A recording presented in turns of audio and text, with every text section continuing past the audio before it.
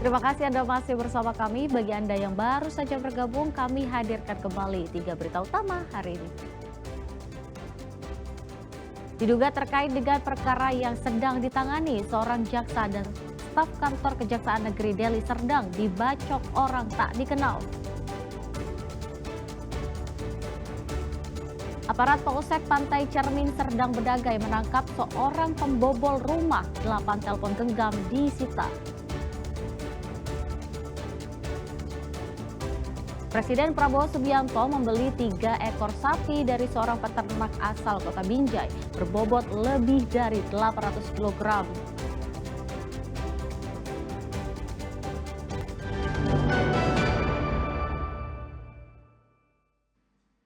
Ya, untuk melestarikan tarian tortor Gondang 9 dan memperkuat ikatan tali silaturahmi antar sesama suku Mandailing, Ikatan Keluarga Batang Natal Dohot Anak Boruna menyajikan pertunjukan tarian tortor Gondang 9.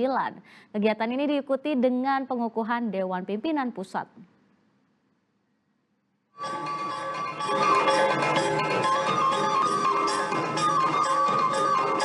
Ikatan Keluarga Batang Natal IKBN menggelar rangkaian tarian tortor Gondang 9 di Aula Universitas Parawisata di Jalan Kenangan Baru, Kecamatan Percut Seituan, Kabupaten Deli Serdang.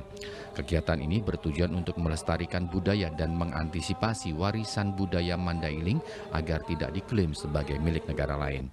Kegiatan yang dihadiri oleh mayoritas suku Mandailing dari berbagai daerah di Indonesia ini sekaligus merupakan rangkaian acara pengukuhan Dewan Pimpinan Pusat Ikatan Keluarga Batang Natal Dohot Anak Boruna, Sumatera Utara. Melalui pengukuhan ini diharapkan hubungan silaturahmi antar sesama anggota dan warga Mandailing di luar keanggotaan semakin baik dan terhindar dari berbagai perpecahan akibat isu sara, perbedaan suku dan budaya. Organisasi ini adalah murni untuk sosial kemasyarakatan. Bagaimana berperan bermanfaat untuk pengurus anggota, tentunya juga bisa bermanfaat untuk keluarga besar Batang Natal yang ada di perantauan, dan tentu juga diharapkan kami juga bisa berkontribusi untuk pembangunan di Kabupaten Mandailing Natal, khususnya di Kecamatan Batang Natal, dan juga tentu berkontribusi untuk pembangunan di Kabupaten Deli Serdang, di mana kami sebagian besar berdomisili. Kedepan kegiatan ini juga akan diisi dengan acara festival budaya dari setiap suku yang ada di Sumatera Utara untuk memperkuat hubungan silaturahmi dan menjunjung tinggi toleransi suku dan budaya di Indonesia. Muhammad Hamdani melaporkan dari Deli Serdang.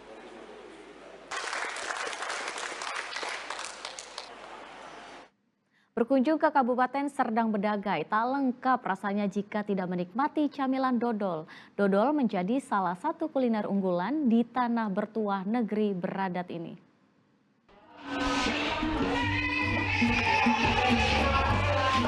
Dikenal enak dan lengket di lidah sejak lama, cita rasa dodol khas bengkel dari tanah bertua negeri beradat di Kecamatan Perbaungan, Kabupaten Serdang Bedagai hingga kini masih terus menjadi kuliner favorit dan selalu menjadi oleh-oleh ketika melintasi kawasan ini. Dua varian rasa yaitu rasa durian dan pandan merupakan varian rasa yang paling banyak diminati pembeli sehingga tak afdol rasanya jika tidak menikmati dua varian camilan dodol tersebut. Tak hanya rasanya yang nikmat, pembuatan dan kemasan dari kuliner unggulan ini juga rapi dengan dibungkus plastik sehingga tidak lengket di tangan ketika hendak menikmati menu makanan yang berbahan baku beras ketan, gula dan santan kelapa ini. Tak heran jika kuliner unggulan Kabupaten Serdang Bedagai sejak tahun 80-an ini hingga kini terus menjadi menu camilan favorit warga, apalagi pada masa liburan. Namun di tengah kenikmatan rasa terselip duka yang mendalam dan menjadi permasalahan serius bagi para pembuat dodol. Sejak dibangunnya proyek jalan tol yang menghubungkan Medan hingga Tebing Tinggi saat ini berdampak terhadap omset penjualan pedagang yang menurun drastis dibanding sebelum ada proyek jalan tol tersebut. Dari awal tahun 2000 itu memang sudah agak sedikit merosot karena adanya jalan tol. Ya memang sebenarnya jalan tol itu memang untuk mencegah kemacetan. Cuman berdampak dengan kondisi di dodol pasar bengkel ini. Ya kalau dari kita kayak saya sih sebenarnya menginovasi itu dari 1 Itu kualitas itu pasti kita jaga. Rasanya lemak, manis, gurih, dan yang berkesan itu apalagi sekarang udah ada kemasan baru. Jadi kalau kita untuk cemilan di jalan itu nggak apa ya, udah higienis lah. Dia ada bentuk baru gitu.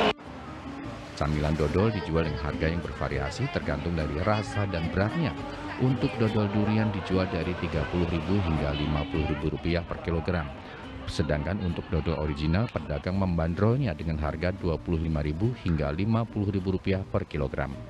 Muhammad Hamdani melaporkan dari Serdang Bedagai.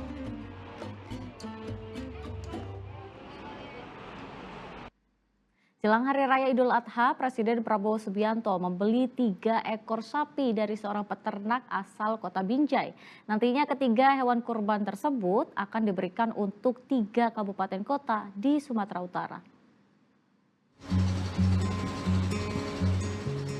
Jelang Idul Adha 6 Juni, 3 ekor sapi milik Suyanto, peternak asal Jalan Labu, Kelurahan Payaroba, Kecamatan Binjai Barat, Kota Binjai, terpilih menjadi hewan kurban yang dibeli Presiden Prabowo Subianto. Nantinya ketiga hewan kurban tersebut akan disalurkan ke Kota Binjai, Kabupaten Pakpak Barat, dan Kabupaten Humbahas. Ketiga ekor sapi tersebut memiliki jenis yang berbeda, yaitu sapi jenis Begon, Limusin, dan Simental, dengan berat masing-masing sekitar 800 kg. Harga sapi tersebut bervariasi dari 83 juta hingga 90 juta rupiah. Suyanto tidak menyangka sapi miliknya kembali terpilih untuk menjadi sapi kurban presiden. Tahun 2024 lalu, setiap provinsi hanya bisa mengajukan 1 ekor sapi kurban dari peternak terbaik dengan bobot hingga 1 ton lebih.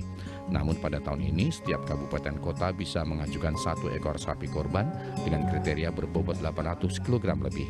Alhamdulillah di tahun ini ada sebanyak 3 ekor sapi presiden pembelian di kandang kami. Alhamdulillah. Berhubung tahun saat ini, tahun 2025 ini berbeda dengan tahun semalam. Tahun 2025 ini sepertinya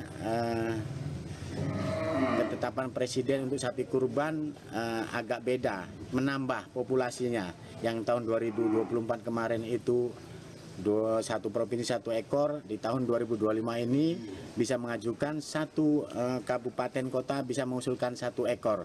Jadi setiap provinsi seperti di Sumut ini ada 34 kabupaten kota, jadi ada 34 usulan sapi presiden. Alhamdulillah dari kandang kami terpilih 3 ekor untuk menjadi sapi presiden. Alhamdulillah.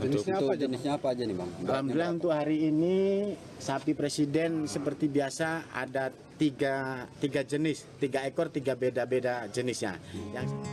Suyanto berharap dengan pembelian tersebut para peternak lainnya bisa terpacu dan lebih bersemangat untuk memelihara sapi-sapi mereka.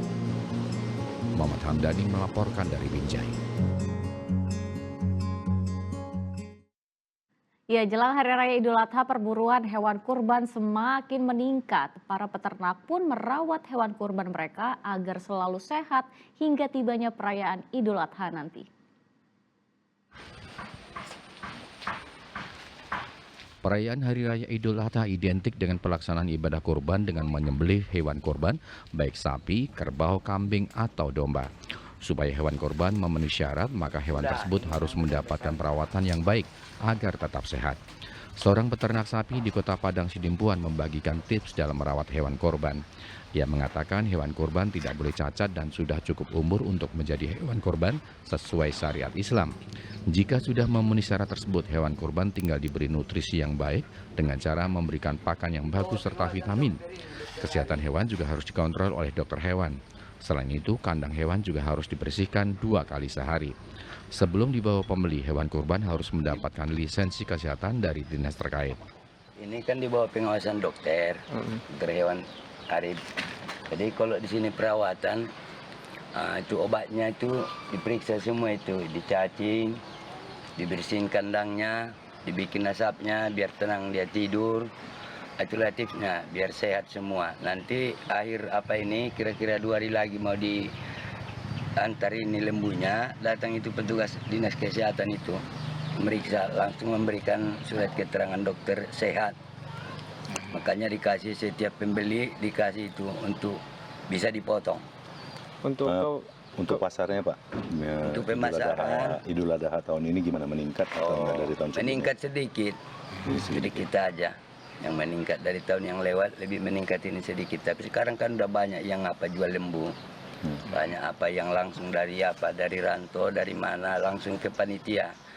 Sejauh ini semakin mendekati pelaksanaan Idul Adha, penjualan hewan kurban di Kota Padang Sidimpuan perlahan mengalami peningkatan dibanding tahun sebelumnya.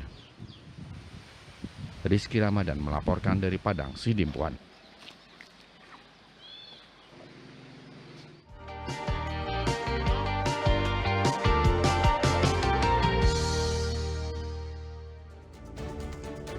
Ya, laporan tersebut mengakhiri berita Sumatera Utara hari ini. Jangan lupa pastikan Anda subscribe channel YouTube Liputan 6 SCTV Daerah. Saya Teatrika Putri berterima kasih atas perhatian dan kebersamaan Anda. Selamat beraktivitas dan sampai jumpa.